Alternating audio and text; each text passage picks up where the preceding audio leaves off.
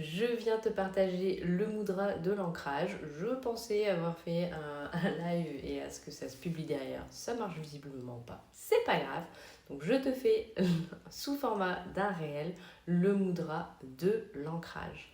Donc on va retrouver les mêmes doigts que dans le mudra de la minceur, le mudra du soleil, sauf qu'ils ne sont pas dans le même sens. Donc le mudra de l'ancrage, on amène l'annulaire sur le pouce. Voilà. Et ça, c'est un mudra qu'on peut utiliser donc pour l'ancrage, pour relancer la circulation sanguine si on en a besoin, en cas de jet lag où on se sent un peu perturbé, en cas de vertige, voilà, quand on sent que on manque vraiment de cet ancrage, qu'on est un petit peu trop dans la tête, un peu trop à réfléchir, un peu trop à ruminer, voilà, l'ancrage peut venir vous aider. Donc comme toujours, c'est un mudra qu'on peut pratiquer sur 7, 14 ou 21 respirations, comme pour beaucoup de mudras, ou qu'on peut pratiquer entre guillemets sous forme de cure, 10 minutes, 3 fois par jour, paume de main tournée vers le plafond, et on prend des belles respirations.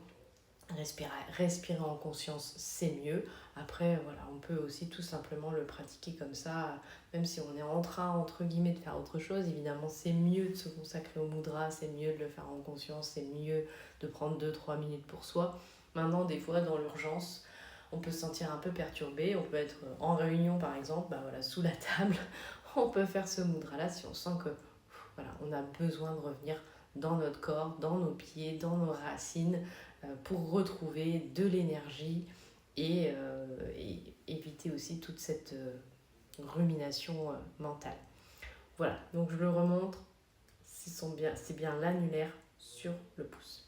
Voilà, merci à tous d'être de plus en plus nombreux sur ce compte et je vous dis à très vite.